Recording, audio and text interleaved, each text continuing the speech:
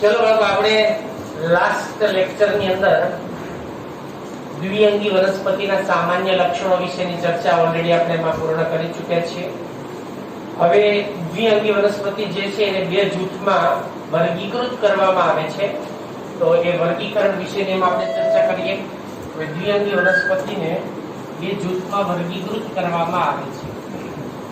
તો દ્વિઅંગી વનસ્પતિ જે છે એ દ્વિઅંગી વનસ્પતિનું વર્ગીકરણ એના વિશેની વાત કરવાની છે. જેને બે જૂથમાં વર્ગીકૃત કરવામાં આવે છે, બે ગ્રુપ પાડવામાં આવે છે. એમાંનું એક ગ્રુપ જે છે એને આપણે લીવર વર્ડ્સ તરીકે ઓળખીએ છીએ, લીવર વર્ડ્સ કહેવામાં આવે છે. અને બીજું ગ્રુપ જે છે એમાંનું એને આપણે મુસાઇડ અથવા તો મોસ તરીકે ઓળખવામાં આવે છે. મુસાઇડ કે મોસ તરીકે ઓળખવામાં આવે છે. હવે લીવર વર્ડ્સ એટલે શું અને મોસ, આ બંને વચ્ચે શું તફાવત છે આપણે જાણીએ.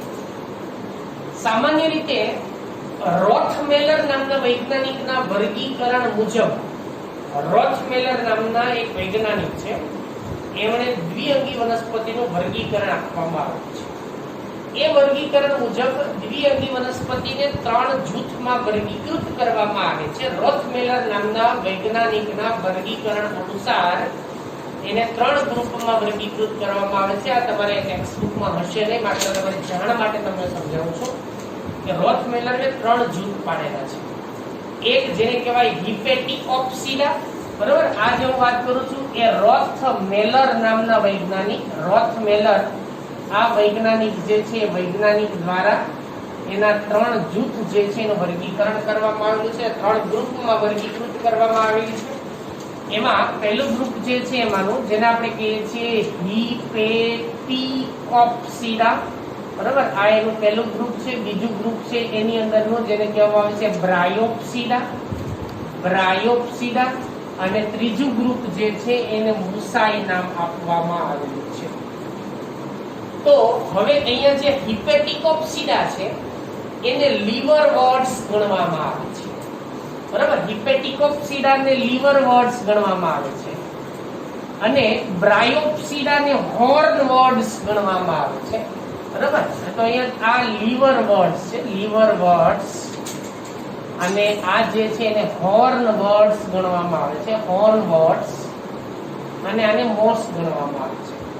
પણ એમાંથી આપણે અહીંયા માત્ર બે જ બાબતોનો આપણે વાત કરવાની છે. એક છે લીવર વર્ડ્સ અને બીજી છે મોસ, બરાબર. કેમ કે હોર્ન વર્ડ્સ ને આપણે બ્રાયોપ્સિડાની સાથે ઘણા બધા, બ્રાયોપ્સિડા જે છે હિપેટિકોપ્સિડાની સાથે ઘણા સમાનતા ધરાવે છે, એટલે એને અહીંયા એક જ જૂથમાં વર્ગીકૃત કરવામાં આવેલું છે, બરાબર. એનો જૂથ અલગ પાડવામાં એવું નથી, એને લીવર વર્ડ્સમાં જ ગણવામાં આવે છે. તો હવે લીવર વર્ડ્સના લક્ષણો શું છે? તો લીવર વર્ડ્સ જે છે ને એનું સ્થાનની જો વાત કરીએ તો એ ભેજ યુક્ત જે કોઈ પણ મેદાનો છે અથવા તો એ જે કોઈ પણ, એમાં હું વાત કરું છું હવે લીવર વર્ડ્સ વિશેની, ધ્યાન આપજો. લીવર વર્ડ્સ વિશેની વાત કરીએ છીએ આપણે. તો લીવર વર્ડ્સ જે છે એ ભેજયુક્ત મેદાનો છે અથવા તો નદી, તળાવ કે એની અંદરના જે કિનારાવાળો વિસ્તાર છે, બરાબર, એના જે કિનારા છે એ ત્યાં જોવા મળે છે. અથવા તો જે ઘણી બધી વનસ્પતિ હોય, વનસ્પતિના પ્રકાંડ હોય, બરાબર, વનસ્પતિના પ્રકાંડ એના ઉપર પણ જોવા મળે છે. ઘણા ખડકો કે પથ્થરો ઉપર પણ, ખડકો કે પથ્થરો જે છે, બરાબર, એના સાથે પણ આપણને ચોટેલી જોવા મળે છે, એના સાથે પણ એ જોવા મળતી હોય છે. એટલે આવી ઘણી બધી ભેજયુક્ત વિસ્તારોમાં આપણને લીવર વર્ડ્સ જે છે જમીન ઉપર પથરાયેલી અથવા એની સાથે કોઈ પણ આધાર સાથે ચોટેલી એ જોવા મળતી હોય છે. તો આ એનું સ્થાન છે. હવે બીજી આપણે વાત કરીએ એનું સુકાઈ. તો આનું જે સુકાઈ છે એ સુકાઈ આપણે ઓલરેડી આગળ મેં જે વાત કરી દીધી છે સુકાઈ રચના વિશેની. તો એનું જે સુકાઈ છે એ પૃષ્ઠવક્ષીય સુકાઈ રચના ધરાવે છે. પૃષ્ઠ અને વક્ષ બે બાજુ એનો અર્થ થાય. પૃષ્ઠ બાજુ ઉપર ગેમાકપ અને પ્રજનનાંગોનું નિર્માણ થાય છે. મધ્યશિરા આવેલી હોય એ ભાગને પૃષ્ઠ સપાટી કહેવાય, અને જે ભાગ એની નીચેનો હોય એને આપણે વક્ષ બાજુ કહેવાય, જ્યાં મૂલાંગો અને શલ્કોની રચના આવેલી જોવા મળતી હોય છે એને વક્ષ બાજુ કહેવાય. તો પૃષ્ઠ અને વક્ષ આ બે બાજુ એની સુકાઈ રચનામાં આવેલી જોવા મળે છે, એટલે આપણે એને પૃષ્ઠવક્ષીય સુકાઈ તરીકે ઓળખવામાં આવે છે. તો આ પૃષ્ઠવક્ષીય સુકાઈ છે, બરાબર, જેની અંદર આપણને વાત કરીએ કે એનું સુકાઈ રચના જે છે એ એનું સુકાઈ એ લીલા રંગનું હોય છે, બરાબર. આ લીલા રંગનું હોય અને બીજું કે આની કોઈ એવી ખાસ વિશિષ્ટતા નથી હોતી, પણ આપણને આમ પર્ણ જેવું દેખાય, પણ એમાં કોઈ પ્રકાંડ કે મૂળ કે એના જેવા લક્ષણો વિભેદિત હોતા નથી. આ માત્ર આપણને પર્ણ જેવી રચના જોવા મળે છે, બરાબર. પર્ણ જેવી રચના યુક્ત આપણને જોવા મળે છે, એવું દેખાય છે.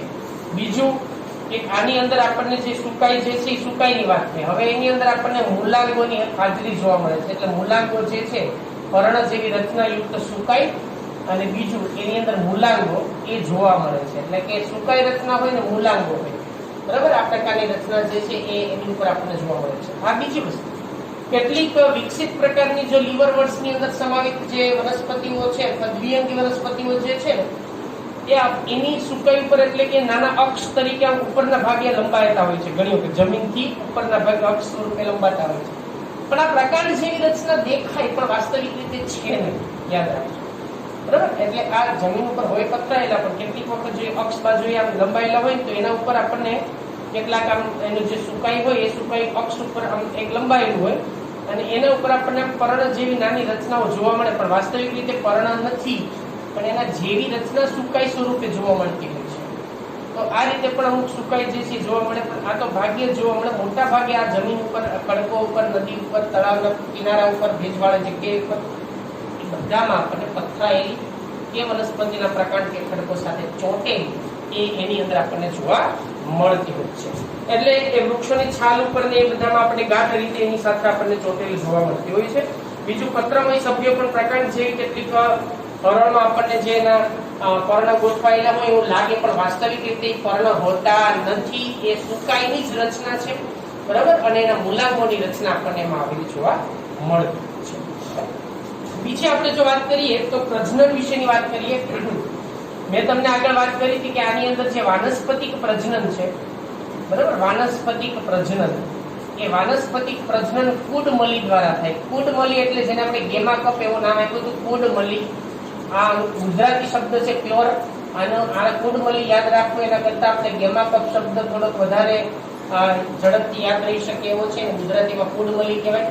તો આ ગેમાકપની અંદર ઘણી બધી ગેમા આવેલી હોય છે. મેં તમને આગળ સમજાવ્યું છે, છેલ્લા લેક્ચરમાં આપણે ઓલરેડી એના વિશેની વાત કરી ચૂક્યા છીએ કે ગેમાકપની અંદર ગેમા આવેલી હોય છે. આ ગેમાની અંદર ઘણા બધા અલગ અલગ પ્રકારના કોષો આવેલા હોય. એમાં ખોરાક સંગ્રહિત કોષો હોય, વર્ધનશીલ કોષો હોય, પ્રકાશ સંશ્લેષી કોષો હોય, બરાબર. એવી આપણને એક ડંબેલ આકારની એટલે કે ફૂલેલી અને વચ્ચેના ભાગે ખાંચ હોય એવી રચના આવેલી હોય, જે સ્ટોક હોય, દંડ હોય, ધર હોય, અને ગેમા કહેવાય. આવી ઘણી બધી ગેમા કપમાં આવેલી હોય, એને ગેમા કપ કહેવામાં આવે છે.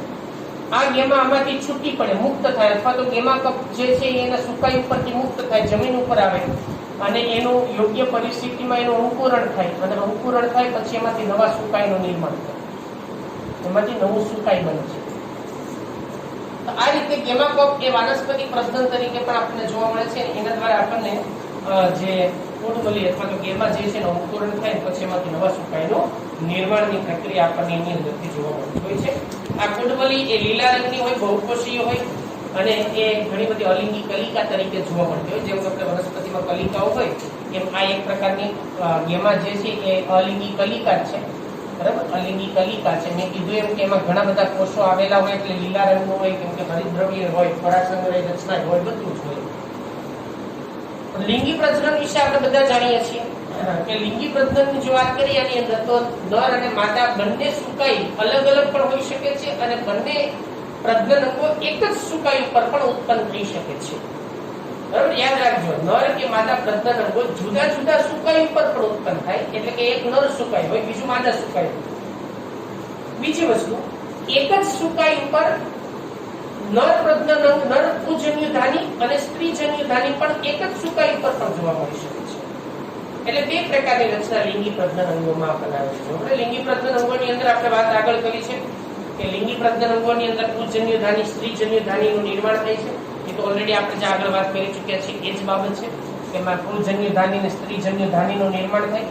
આ પૂજન્યધાની, બરાબર, પૂજન્યધાની એમાં પૂજન્યનું નિર્માણ થાય અને સ્ત્રીજન્યધાની એમાં અંડધાની પણ કહેવાય, એમાં અંડકોષનું નિર્માણ થાય છે. પાણીની હાજરીમાં આપણે ઓલરેડી વાત કરી ચૂક્યા છે, અને ઉભયલિંગી ઉભયજીવી કહેવામાં આવે છે. બરાબર, અને પૂજન્યુ, આની અંદર પૂજન્યુ ઉત્પન્ન થાય. આ પૂજન્યુ જે છે અંડદાનીમાં આવેલા અંડકોષ, બરાબર, એમાં પાણી સાથે એની સાથે સંયોજાય છે અને પ્રજનનની પ્રક્રિયા જે છે એ એની અંદર આપણને થતી જોવા મળતી.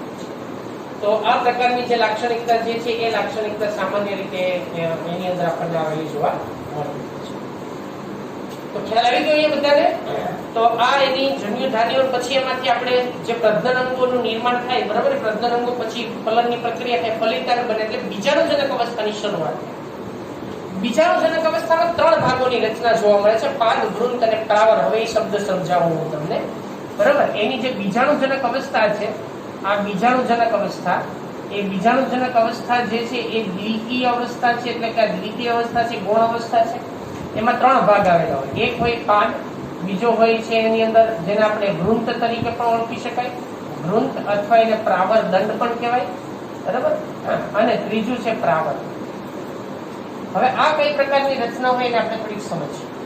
તો સૌથી પહેલા તો જે સ્ત્રીજન્ય ધાની હતી, સમજો. હવે આ સ્ત્રીજન્ય ધાની છે, આ સ્ત્રીજન્ય ધાની, બરાબર. આ એની અંદરના કોષો છે, તમે બધા જાણો છો. અહીંયા આપણે વેન્ટ્રલ કેનાલ સેલ અને અંદરના ભાગે એક મોટો અંડકોષ આવેલો છે.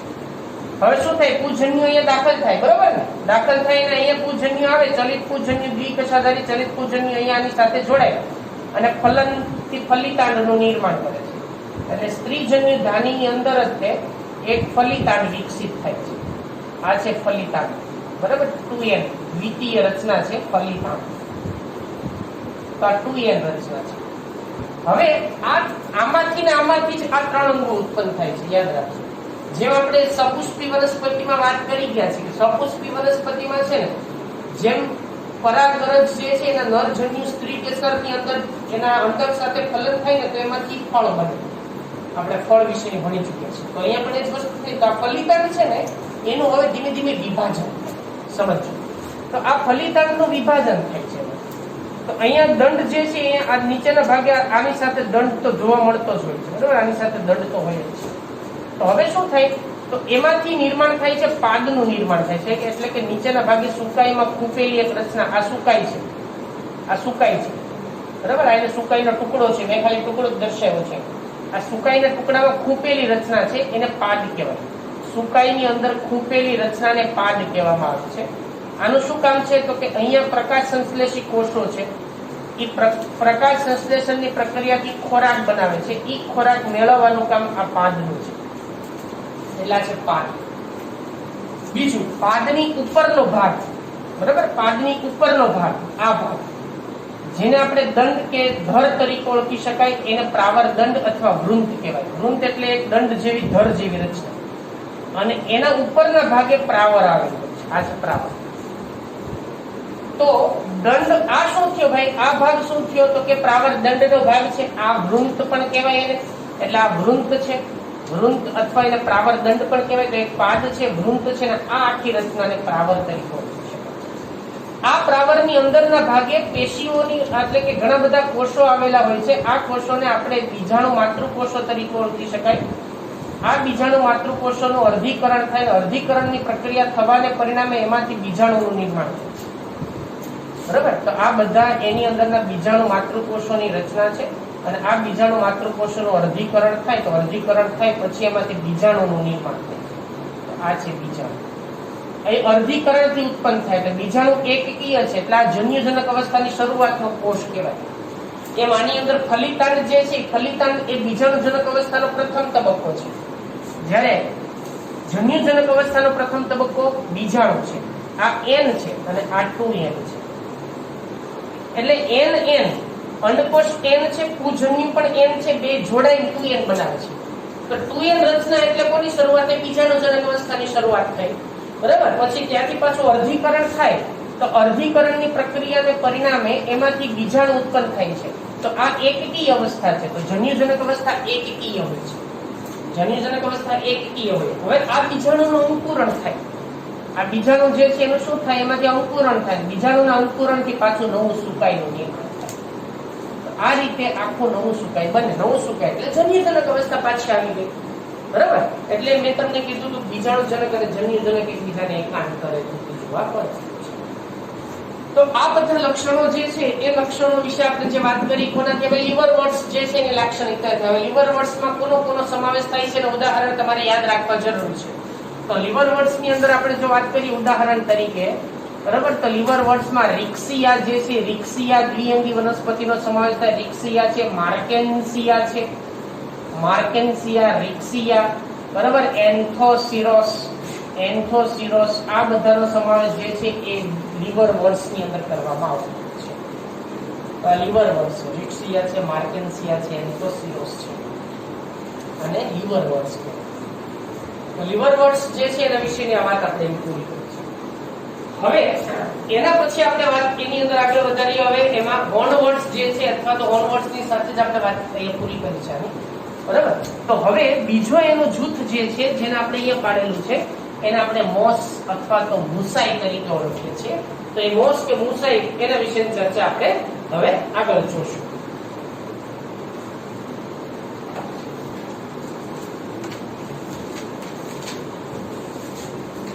ચલો બાળકો, હવે આપણે દ્વિઅંગી વનસ્પતિ જે છે એના વર્ગીકરણ કે એના જૂથ વિશેની વાત કરીએ છીએ. બે જૂથ એના મુખ્યત્વે આપણે ચર્ચામાં લઈએ છીએ. એમાં આપણે લીવરવર્ટ્સ જેને યકૃત આકારની રચના ધરાવતા સુકાઈ તરીકે પણ ઓળખી શકાય. લીવર એટલે યકૃત આકારની સુકાઈ રચના ધરાવતા વનસ્પતિ સમૂહ, દ્વિઅંગી વનસ્પતિ સમૂહ, બરાબર. અને હવે એમાંથી આપણે બીજું અને સૌથી વિકસિત જૂથ જેને ગણી શકાય દ્વિઅંગી વનસ્પતિમાં, એ બીજું જૂથ જે છે એને આપણે મુસાઈ અથવા તો મોસ તરીકે ઓળખવામાં આવે છે. હવે ધ્યાન આપજો ખાસ, આની શરૂઆત કઈ રીતે થાય છે આપણે વાત કરશું. સૌથી પહેલા ધારો કે બીજાણુજનક અવસ્થામાંથી એક બીજાણુ જે છે હવામાં વિકિરણ પામી જમીન ઉપર પડ્યું છે. આ બીજાણુ છે, આ બીજાણુ એકકીય રચના છે. હવે શું થાય તો કે આ બીજાણુનું યોગ્ય વાતાવરણ મળે એટલે આ બીજાણુ અંકુરણ પામે છે. જેવું બીજાણુ અંકુરણ પામે એટલે બીજાણુમાંથી પહેલા જે અવસ્થાનું નિર્માણ થાય અથવા તો બીજાણુની અંદર અંકુરણ પામીને જે રચનાઓ ઉત્પન્ન થાય છે એ રચનાઓ ધીમે ધીમે આ પ્રકારે જમીનની સમાંતર રીતે બધી ગોઠવાયેલી જોવા મળતી હોય છે. અને એમાંથી શાખિત રચનાઓ જે છે એ પણ ધીમે ધીમે એમાંથી આપણને ઉત્પન્ન થવાનું શરૂ થઈ જતું હોય છે. બરાબર, આ રીતે ઉત્પન્ન થતી હોય છે. આ જે અવસ્થા છે એ અવસ્થાને પ્રતંતુ અવસ્થા તરીકે ઓળખવામાં આવે છે. અને પ્રતંતુ અવસ્થા કહેવાય. બીજાણુના અંકુરણ પછી જમીન ઉપર પથરાયેલી શાખિત અથવા તો પ્રાથમિક તંતુમય રચનાને પ્રતંતુ અવસ્થા કહેવાય. ધીમે ધીમે આ પ્રતંતુ અવસ્થા જે છે એ અવસ્થા એમાંથી વિકસિત થાય છે. પ્રતંતુ અવસ્થા એમાંથી વિકસિત થાય છે એટલે શું થાય તો કે એની કેટલીક જે શાખા છે એ શાખાઓ જમીનને સમાંતરે અને કેટલીક શાખા જે છે જમીનમાં નીચેના ભાગે આપણને ગોઠવાતી જોવા મળતી હોય છે. તો આ પ્રાતંતુ અવસ્થા જે છે જમીનને કેટલીક સમાંતર અને કેટલીક જે છે નીચેના ભાગે આપણને ગોઠવાતી જોવા મળતી હોય છે. એટલે પ્રતંતુમાંથી ઉત્પન્ન થતી અવસ્થા, એટલે આ પ્રતંતુ જે છે ને એ બે પ્રકારના હોય. અત્યારે જે આ અવસ્થા છે ને એને પ્રાથમિક પ્રતંતુ કહેવાય અથવા તેને પ્રતંતુ અવસ્થા કહેવાય. પણ કઈ પ્રકારની તો કે પ્રાથમિક પ્રકારની, એટલે આને આપણે પ્રાથમિક પ્રતંતુ અવસ્થા કહીશું. હવે એના પછી શું થાય તો કે એમાંથી નવી નવી શાખા ઉત્પન્ન થાય છે. એટલે કે એમાંથી શાખિત રચના જે છે ને એ શાખિત રચનાનું નિર્માણ થાય છે. તો હવે જે પ્રાથમિક પ્રતંતુ હતું હવે ધીમે ધીમે એ દ્વિતીયક પ્રતંતુ અવસ્થાની અંદર રૂપાંતરિત થાય છે. દ્વિતીયક પ્રતંતુ અવસ્થા, એમાં એનું રૂપાંતરણ થાય છે. દ્વિતીય પ્રતંતુ અવસ્થાનો કેટલોક ભાગ જે ઉર્ધ્વ દિશામાં એટલે કે ઉપરની ભાગે લંબાય છે, ઉર્ધ્વ દિશામાં લંબાય છે આ રીતે, અને એમાંથી એક પ્રપર્ણીય અવસ્થાનું નિર્માણ કરે છે. તો એનો અર્થ એ થાય કે આ જે અવસ્થા હવે પછી એમાંથી જે નિર્માણ પામશે ને એને આપણે પર્ણીય અવસ્થા તરીકે ઓળખવામાં આવે છે. એટલે આ પર્ણીય અવસ્થા છે, બરાબર. આ જે એનો સુકાઈનો ટોચનો ભાગ ઉર્ધ્વ દિશામાં લંબાય, બરાબર, અને બાકીના જે છે એની અંદર તો આ રીતે આપણને તંતુમય રચના જેવા મૂલાંગોની બધું ભાગ તો એમાં આવેલું જોવા મળતું જ હોય છે આ રીતે. તો અહીંયા આ જે ભાગ ઉત્પન્ન થયો છે, બરાબર, એમાંથી એને આપણે પર્ણીય અવસ્થા તરીકે ઓળખી શકાય. આ પર્ણીય અવસ્થા છે અને આ જે અવસ્થાની બંનેની વાત કરીએ આપણે, એ બંનેને આપણે પ્રતંતુ અવસ્થા તરીકે ઓળખવામાં આવે છે. તો એનો અર્થ એ થાય કે મોસની અંદર બે અવસ્થા જોવા મળે છે. એક પ્રતંતુ અવસ્થા છે અને બીજી છે પર્ણીય અવસ્થા. બરાબર? તો પેલી હતી પ્રતંતુ અવસ્થા, એટલે મોસમાં બે અવસ્થા જોવા મળે છે એની અંદર, અથવા તો બે તબક્કા જોવા મળે છે એમ પણ કહી શકાય આપણે. તો જ્યારે બીજાણુનું અંકુરણ થઈને પહેલા જે તંતુમય રચના ઉત્પન્ન થાય એને શું કહેશું આપણે? પ્રતંતુ અવસ્થા. આ પ્રતંતુ અવસ્થા જે છે એ લીલા રંગની અને જમીન ઉપર પથરાયેલી ભૂપ્રસારિત હોય છે.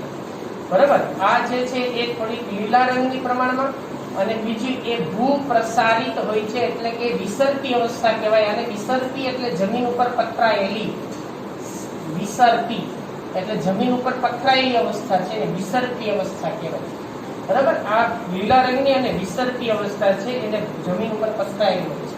ધીમે ધીમે એની આ જે અવસ્થા છે પ્રતંતુ અવસ્થા, એમાં બે પ્રકાર છે. એક પ્રાથમિક પ્રતંતુ એટલે કે બીજાણુના અંકુરણથી જે પ્રાથમિક તંતુમય રચના ઉત્પન્ન થઈ એને પ્રાથમિક તંતુમય રચના કહેવાય. ફરીવાર એમાંથી જે શાખિત રચના ઉત્પન્ન થઈ એને દ્વિતીયક પ્રતંતુ કહેવાય. દ્વિતીયક પ્રતંતુમાંથી ઉર્ધ્વ દિશામાં લંબાયેલી કેટલીક રચના જેને પર્ણીય અવસ્થા છે. અને આ પર્ણીય અવસ્થા ઉપર એક નાના પ્રકંડ જેવી આપણને રચના જોવા મળે છે. અને આ પ્રકંડ જેવી રચનાની ઉપર આપણને એમાં નાના પર્ણ જે છે એ પર્ણ આપણને એની ઉપર ગોઠવાયેલા જોવા મળતા હોય છે. પણ વાસ્તવિક રીતે આ પર્ણ નથી, પર્ણ જેવી રચના છે. એટલે આ પર્ણ જેવી રચના એ એના ઉપર આપણને સર્પાકાર રીતે, કુંતલમય રીતે, બરાબર, એના ઉપર ગોઠવાયેલા જોવા મળતા હોય છે.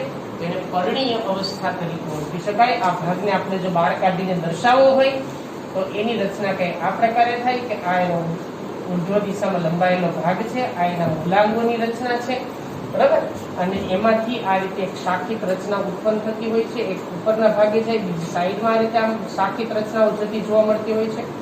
અને એના ઉપર પર્ણ જે છે એ પર્ણ જે આપણને અહીંયા નીચેના ભાગે થોડાક એકાંતરે ગોઠવાયેલા હોય, પર્ણ જેવી રચના, પર્ણ ન કહેવાય, પણ ઉપરની તરફ જતા એ એકબીજા સાથે ગાઢ રીતે જોડાયેલા જોવા મળતા હોય છે. તો આ પ્રકારે આપણને એની અંદરની જે અવસ્થા છે એ અવસ્થા જોવા મળે, જેને આપણે સામાન્ય રીતે પર્ણીય અવસ્થા તરીકે ઓળખવામાં આવે છે. આ પર્ણીય અવસ્થા છે. બરાબર? તો મોસની અંદર આ પ્રકારની જે લાક્ષણિકતા છે એ આપણને મોસની અંદર ખાસ એમાં જોવા મળે. પર્ણીય અવસ્થાનું નિર્માણ દ્વિતીય પ્રતંતુ અવસ્થામાંથી થાય છે. આ યાદ રાખજો ખાસ. તો પહેલા પ્રાથમિક પ્રતંતુ, પછી દ્વિતીય પ્રતંતુ અને પછી પર્ણીય અવસ્થા એમાંથી આપણને ઉત્પન્ન થતી જોવા મળતી હોય છે. તો આ આખું એનું વિકાસ એટલે કે એનું નિર્માણ કેવી રીતે થાય એનો એક ક્રમ વિશેની આપણે આખી ચર્ચા કરીએ. તો પહેલી અવસ્થા છે પ્રતંતુ અવસ્થા, જે એમાં લીલા રંગની અને ભૂપ્રસારિત વિસરતી અવસ્થા તરીકે જોવા મળતી હોય છે. એના બે પ્રકાર છે. એક જેને આપણે કહેવામાં આવે છે પ્રાથમિક પ્રતંતુ અવસ્થા, અને બીજી જે છે એમાંથી જેને કહેવામાં આવે છે દ્વિતીયક પ્રતંતુ અવસ્થા.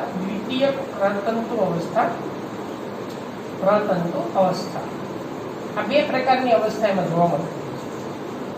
બીજી અવસ્થાની મેં જે વાત કરી તમને કે એને પર્ણીય અવસ્થા તરીકે ઓળખવામાં આવે છે. આ પર્ણીય અવસ્થા જે છે એની અંદર આપણને નાના પ્રકાંડ જેવી રચના જોવા મળે છે અને એના ઉપરના જે પર્ણો એ આપણને ગોઠવાયેલા જોવા મળે. પર્ણિકાઓ જેવી રચના એના ઉપર ગોઠવાયેલી જોવા મળતી હોય, પણ વાસ્તવિક રીતે એ પ્રકાંડ કે પર્ણ હોતો નથી. એ પર્ણ જે પ્રકાંડ જેવી રચના જોવા મળે છે, પણ વાસ્તવિકતા કંઈક જુદી છે. આ રીતે એના ઉપર પર્ણ આપણને ગોઠવાયેલા જોવા મળતા હોય છે. હવે વાત કરશું આપણે એની અંદરના પ્રજનન વિશે. આ એની સુકાઈ રચના કે દેહ રચના વિશેની વાત કરીએ. યાદ રાખજો, મૂસાઈની અંદર પણ જન્યજનક અવસ્થા જ મુખ્ય છે, કેમ કે દ્વિઅંગી વનસ્પતિ જ છે. બરાબર? એટલે અંકુરણથી જે અવસ્થા ઉત્પન્ન થઈ છે આ અવસ્થા એની જન્યજનક અવસ્થા જ છે. અને આપણે એની જન્યજનક અવસ્થા તરીકે જ ઓળખીએ છીએ. એટલે આ જન્યજનક અવસ્થાની જ મેં વાત કરી છે, જે પ્રભાવિત અવસ્થા છે. હવે આમાં પ્રજનન વિશેની જો હું વાત કરું તો પ્રજનન સામાન્ય રીતે આની અંદર આપણને જે જોવા મળે એ પેલું વાનસ્પતિક પ્રજનન, અથવા એને આપણે અલિંગી પ્રજનન તરીકે પણ ઓળખીએ છીએ. બરાબર? તો અલિંગી પ્રજનન કે વાનસ્પતિક પ્રજનન વિશેની વાત કરીએ. હવે આમાં શું થાય છે યાદ રાખજો ખાસ. આમાં જે પ્રાથમિક પ્રતંતુના ટુકડા છૂટા પડી જાય અને એમાંથી નવું સુકાઈ બને, એટલે અવખંડન જેવી જ સ્થિતિની વાત થઈ એની અંદર પણ અવખંડનની પ્રક્રિયા જોવા મળે છે. પહેલો પ્રકાર છે અવખંડન.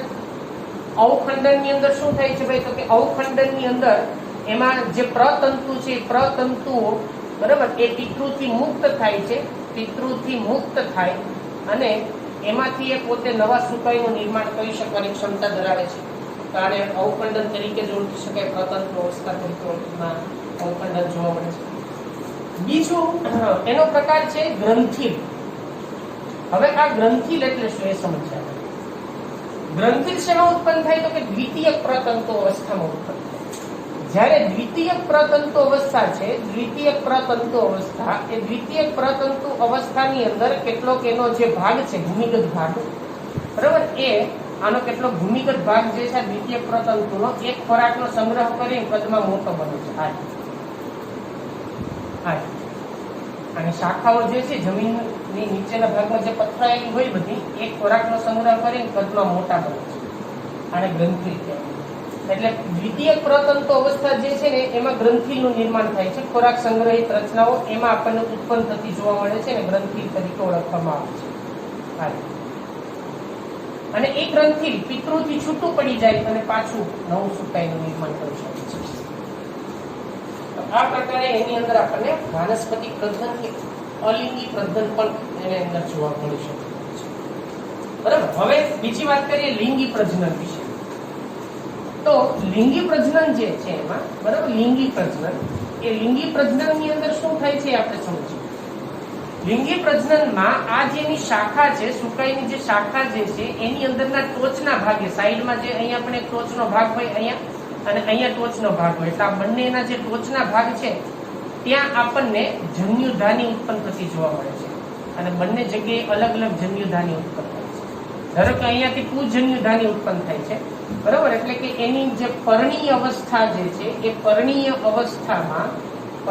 અવસ્થામાં એની જે શાખા જે છે એ શાખાના ટોચના ભાગે બરાબર, એના ટોચના ભાગે પ્રજનન અંગો જે છે અથવા તો નર અને માદા પ્રજનન અંગો, નર અને માદા પ્રજનન અંગો જે છે એ ઉત્પન્ન થાય છે. માદા જન્યુધાનીઓ પણ કહેવાય એને, જન્યુધાનીઓ ઉત્પન્ન થાય છે. અને આ જે જન્યુધાનીઓ એમાં ઉત્પન્ન થાય બરાબર, એમાં નર જન્યુધાની જેને આપણે પૂજન્યુધાની તરીકે ઓળખવામાં આવે છે, પૂજન્યુધાની, અને બીજી જે છે એને આપણે માદા જન્યુધાની તરીકે ઓળખીએ છીએ. તો આ છે માદા જન્યુધાની. તો નર જન્યુ આની અંદર ઉત્પન્ન થશે પૂજન્યુધાનીમાં દ્વિકશાધારી ચલ પૂજન્યુનું નિર્માણ થાય છે, ચલ પૂજન્યુ બરાબર. આ ચલ પૂજન્યુમાંથી ઉત્પન્ન થતો જોવા મળતો હોય છે. અને માદા જન્યુધાનીમાંથી અંડકોષ ઉત્પન્ન થાય છે. આગળ મેં તમને બધાની રચના સમજાવેલી છે એટલે હું દોડતો નથી બરાબર, તમે આગળ આપણે ઓલરેડી સમજી લીધું છે. તો હવે શું થાય તો કે ચલ પૂજન્યુ જે છે એ પાણીની મદદ વડે એ અંડકોષ સુધી પહોંચે છે અને એના બંને વચ્ચે પાણીની હાજરીમાં, પાણી આવશ્યક છે, પાણીની હાજરી જરૂરી છે, અને પાણીની હાજરીમાં બંને વચ્ચે ફલનની પ્રક્રિયા થઈ અને એમાંથી શેનું નિર્માણ થાય? ફલિતાંડ જે છે, ફલિતાંડનું નિર્માણ. ફલિતાંડ દ્વિતીય તબક્કો છે. એટલે આ દ્વિતીય તબક્કો એટલે અહીંયા બીજાણુજનક અવસ્થા શરૂ થઈ જાય છે બરાબર. એટલે અહીંયા આપણને એની બીજાણુજનક અવસ્થા જે છે એ શરૂ થાય છે. સામાન્ય રીતે મૂસાઈની અંદરની જે બીજાણુજનક અવસ્થા છે એ અવસ્થા આગળ જે આપણે વાત કરી ચૂક્યા છે લીવર વર્ડ્સ કરતા થોડી વિકસિત પ્રકારની છે. એટલા માટે તમને જે ટેક્સ્ટબુકની આકૃતિ દર્શાવેલી છે એની અંદર જુઓ, આ માદા પ્રજનન અંગ જે છે એની ઉપરના ભાગે એક ઘર જેવી રચના ઉત્પન્ન થાય અને અહીંયા ટોચનો જે ભાગ છે એ ભાગ ઉપર આપણને ફૂલેલી અને ચાંચ જેવી રચના આ રીતે જોવા મળતી છે. આ જે રચના છે એને બીજાણુ પ્રાવર કહેવાય બરાબર. આને કહેવામાં આવે છે બીજાણુ પ્રાવર. એટલે અહીંયા બીજાણુજનક અવસ્થાનું નિર્માણ ત્યાં થાય છે અને આને બીજાણુ પ્રાવર કહેવાય. આને વૃંત તરીકે ઓળખવામાં આવે છે. વૃંત અથવા તો બીજાણુ પ્રાવરનો દંડ તરીકે પણ ઓળખી શકાય બરાબર. એને વૃંત કે બીજાણુ પ્રાવર ઘર કે દંડ તરીકે પણ ઓળખવામાં આવે છે. તો એની અંદર એમાં જે બીજાણુજનક અવસ્થા જે છે મોસની અંદર આપણને ખૂબ વિકસિત પ્રકારની જોવા મળતી હોય છે. યાદ રાખજો, આને વૃંત કહેવાય, જેની આકૃતિ ટેક્સ્ટબુકમાં તમને ઓલરેડી દર્શાવેલી છે. આમાંથી ફલિતાંડ અને ફલિતાંડમાંથી પછી આગળ બીજાણુજનક અવસ્થા એનું નિર્માણ થાય છે. આ બીજાણુજનક અવસ્થા જે છે દ્વિતીય રચના છે અને એનો ગૌણ તબક્કો છે. આ છે બીજાણુ પ્રાવર બરાબર. આ બીજાણુ પ્રાવર છે. આ બીજાણુ પ્રાવર જે છે એની અંદરના ભાગે આપણે બધા જાણીએ છીએ કે બીજાણુ માતૃકોષો આવેલા હોય. આ બીજાણુ માતૃકોષો પણ દ્વિકીય છે.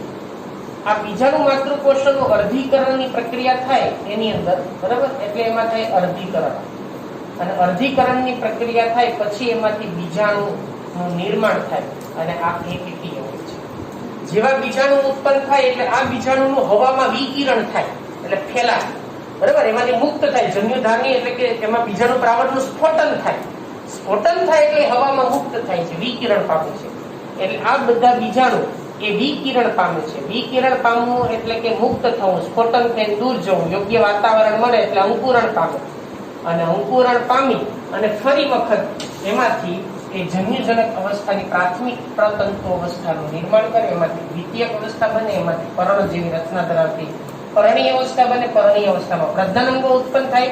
આ પ્રજનનાંગો પછી ફરીવાર ફલનની પ્રક્રિયા થઈ અને આ પ્રકારની આ રીતે મોસની અંદર જીવન ચક્ર છે એના તબક્કા આ પ્રમાણે પૂર્ણ થતા જોવા મળતા હોય છે.